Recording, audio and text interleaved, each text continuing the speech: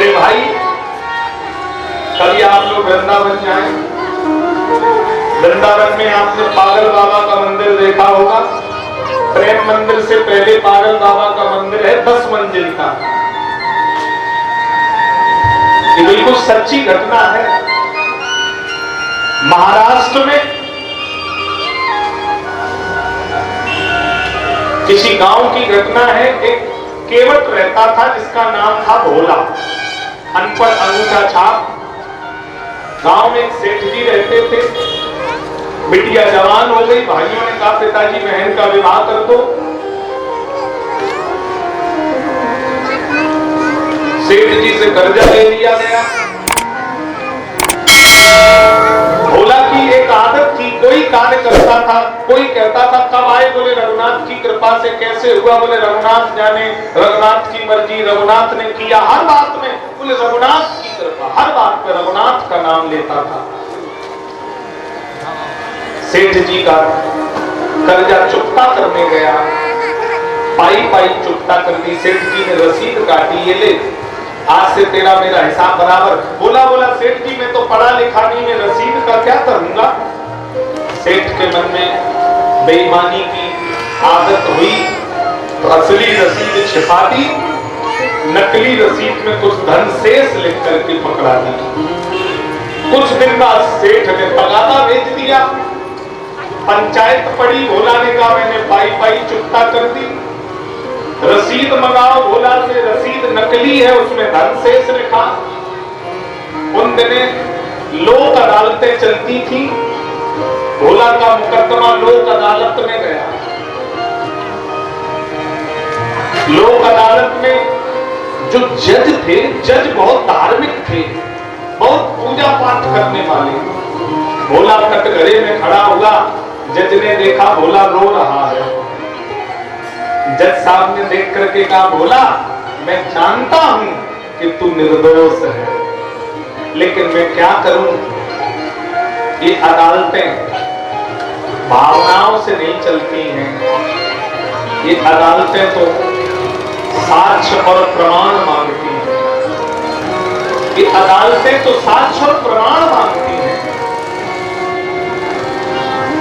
आज तुमने जब पाई पाई चुकता की तो ये बताओ भोला वहां कोई गवाह था। भोला ने रो करके कहा जज साहब गवाह तो मेरे रघुनाथ जी थे।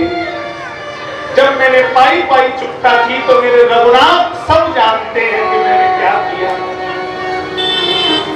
जज को लगा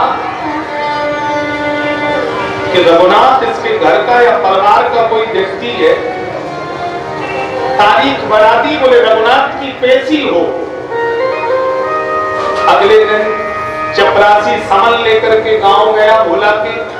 पूरे गांव में कोई रघुनाथ नाम का आदमी था नहीं। एक वृद्ध व्यक्ति ने कहा कि आदमी तो रघुनाथ नाम का कोई नहीं है, लेकिन गांव में एक मंदिर है 1000 पुराना, रघुनाथ का मंदिर। उस मंदिर पे चले जाओ, शायद वहां रघुनाथ का पता मिल जाए। चपरासी ने आवाज लगाई रघुनाथ हैं, रघुनाथ हैं। पुजारी जी रघुनाथ जी के विग्रह पर माला लगा रहे थे। पुजारी ने देखा इस तरह रघुनाथ को बुलाने वाला कौन है। दौड़ करके दरवाजे पर आए। चपरासी ने कहा रघुनाथ हैं। पुजारी जी बोले हाँ ये रघुनाथ का ही घर है। अरे ये समन उनके लिए आया है। और चपरासी ने समन पुजारी के हाथ पर दिया और वहां से चला गया। जब तक पुजारी कुछ समझते तब तक चपरासी चला गया। समन पर रघुनाथ का नाम लिखा है।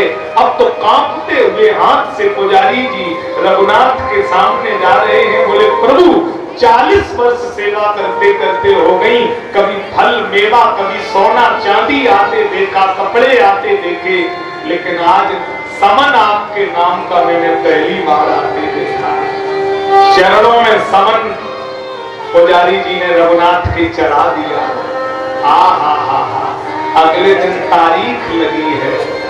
चपरासी ने आवाज लगाई रघुनाथ हाजिर हैं। ऐसे 3 नारे जो लगाए हैं हाजिर हो, रघुनाथ हाजिर हो, रघुनाथ हाजिर हो। चाल लपटी सी एक वृद्ध की झुकी सी देह, दुपटी कटी सी शीस माथे धरे आए हैं। दरवाजे पर कोई लड़खड़ाता हुआ धीरे धीरे आ रहा है। एक एक पसली दिखाई दे रही, फटे कपड़े तन पर, तुलसी की गले में माला, माथे पर चंदन और चावल लगा है।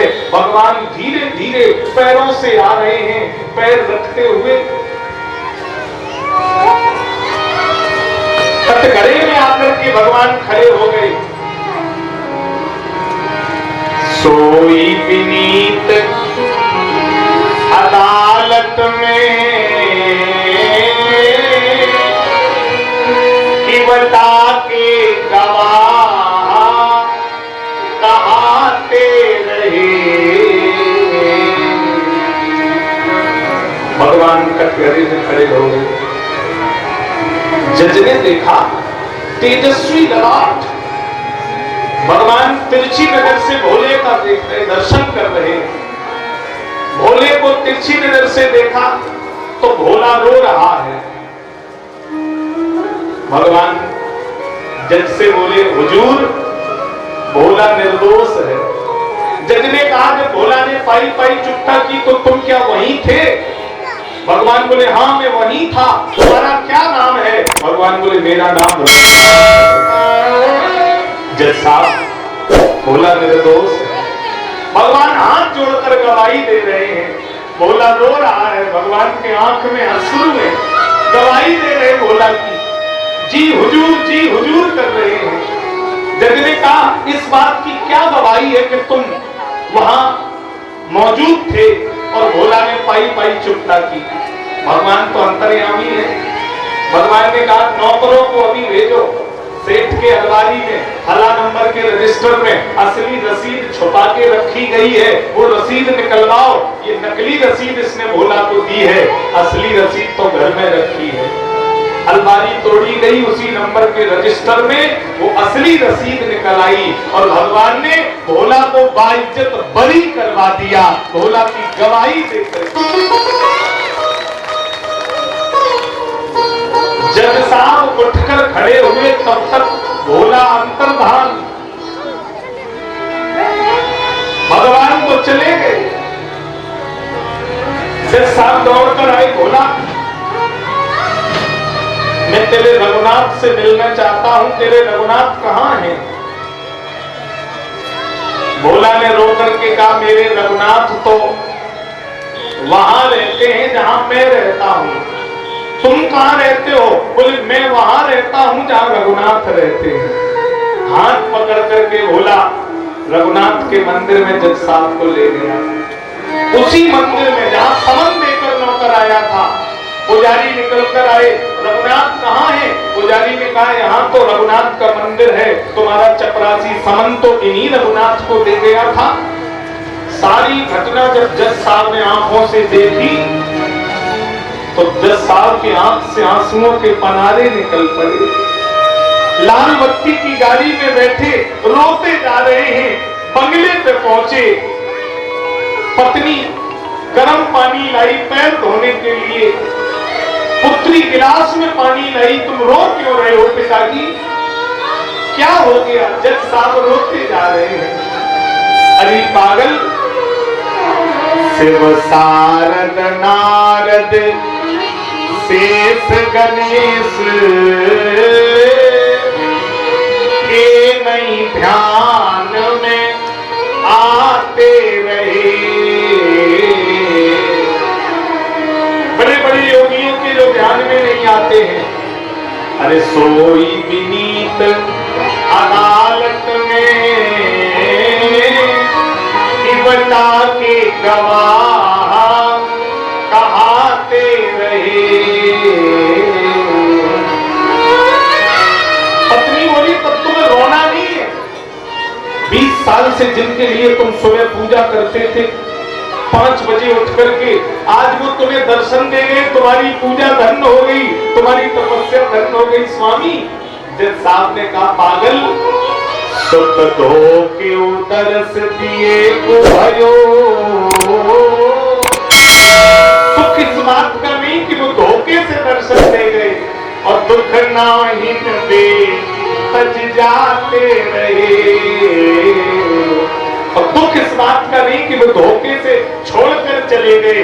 कष्ट तो इस बात का हो रहा कि जिसको वर्षों से मैं पूजा करता था वो मेरे सामने, मैं कुर्सी पे बना जज बैठा रहा और मेरे जगदीश खड़े समझाते रहे। मेरे मालिक जी हुजूर करके कटघरे में खड़े रहे और मैं अदालत में कुर्सी पर बैठा रहा। मैं कितना दुर्भाग्यशाली हूं। उसी दिन अपने जज के पद से इस्तीफा दे दिया और वृंदावन में पहुंच गए। कई वर्षों वृंदावन में रहे, पागलों की तरह हालत हो गई, फटे कपड़े, बड़ी बड़ी जटाएं, पागलों की तरह रेत में लोट लगाते, कभी गायों से लिपट जाते। वो उनको पागल बाबा लोग कहने लगे।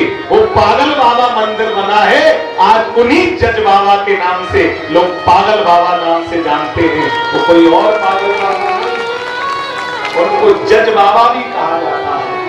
पूरा जीवन उन्होंने अपनी नौकरी छोड़कर वृंदावन की धरती पर निकाल दिया।